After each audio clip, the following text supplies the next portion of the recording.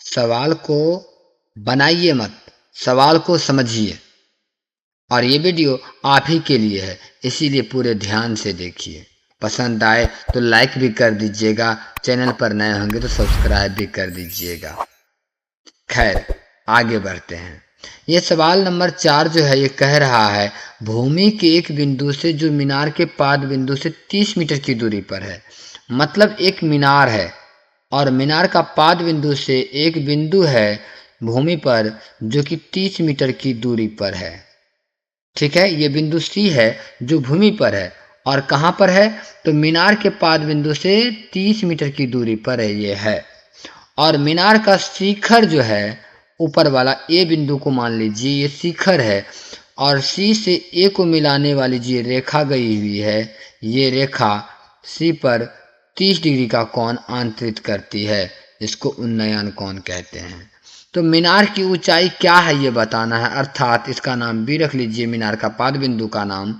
तो ए से बी तक का ऊंचाई पूछा है, कितना होगा। तो मीनार की ऊंचाई बतानी है, कोई दिक्कत नहीं है, बिल्कुल आसानी से बनाने के लिए सिखा रहे हैं, ध्यान से देखिए। सबसे पहले अपने को क्या करना होगा, यहाँ पर लिखते हैं दिया है, जो दिया हुआ है उसको नोट करना है। ठीक है, बी सी, बी सी जो कि आधार कहलाता है वो है 30 मीटर अपना। ठीक है, और थीटा कोण सी पर जो है वो 30 डिग्री का है। और हमें बताना है ए बी जो कि मीनार की ऊंचाई है। ए बी क्या है, मीनार की ऊंचाई। तो यहाँ पे आप चाहे तो नोट भी कर सकते हैं कि मीनार की ऊंचाई है ये, और इसके बराबर कुछ भी नहीं है, ये पता करना है।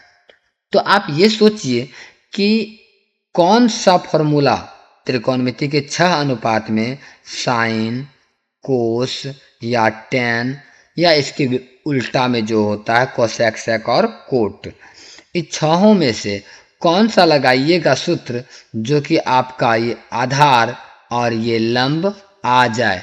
क्योंकि सी के हिसाब से लिए हैं, अपने पास आधार दिया हुआ है और लंब नहीं है, इसीलिए लंब को निकालने के लिए लंब और आधार वाला सूत्र खोजना होगा। लंब और आधार, जिसमें लंब और आधार आए वो सूत्र लेना होगा, ताकि आधार है तो लंब उससे प्राप्त कर लेंगे, है ना। इसीलिए वो सूत्र को ढूंढिए, तो आप पाएंगे कि tan थीटा बराबर लंब बटा आधार होता है। चूंकि अपने पास आधार दिया हुआ है तो लंब निकाल सकते हैं। तो हम यहाँ पर सूत्र लगाएंगे tan 30 डिग्री। क्यों 30 डिग्री, क्योंकि 30 डिग्री का वैल्यू दिया हुआ है यहाँ पर, मतलब 30 डिग्री दिया हुआ है। कौन सी मेरा कौन है थीटा वाला, और उसके हिसाब से ए बी लंब है और बी सी आधार है। तो tan 30 डिग्री बराबर लंब बटा आधार, मतलब ए बी बटा बी सी होगा। तो अब tan 30 डिग्री का जो मान होता है कितना होता है, आप इसको उंगली पर भी निकाल सकते हैं, उसका वीडियो का लिंक डिस्क्रिप्शन में है, आप जाके देख लीजिएगा। तो आपको त्रिकोणमिति के सभी कोण का मान निकालने के लिए आसानी से आ जाएगा। फिलहाल tan 30 का मान होता है 1/√3 और बराबर ए बी का जो मान है वो है नहीं, तो ए बी को हम ए बी ही रखेंगे और बी सी जो है वो 30 दिया हुआ है। अब इसको बाय क्रॉस गुना कर दीजिए, यहाँ पे लिख सकते हैं क्रॉस गुना करने पर, ठीक है, या बी सी। तो इसको √3 गुना ए बी करेंगे तो हो जाएगा √3 ए बी बराबर 30 गुना 1 करेंगे कोना कोनी गुना, तो ये 30 होगा। यहाँ पे आप लिख दीजिए बी सी, मतलब बाय क्रॉस, ठीक है, गुना हो गया।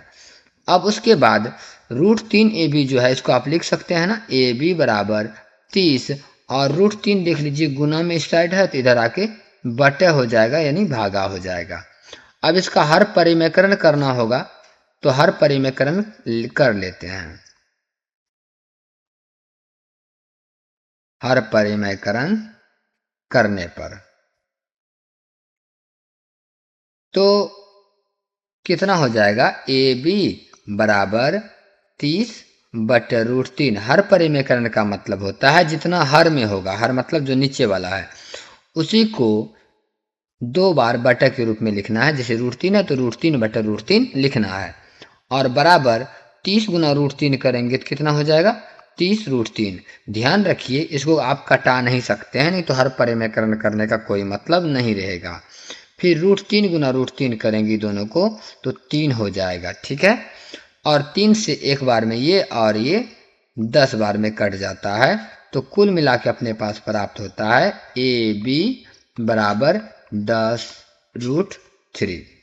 यहाँ पे लिखना जरूरी है नन्नू। अतः मीनार की ऊंचाई बराबर 10√3 होगा,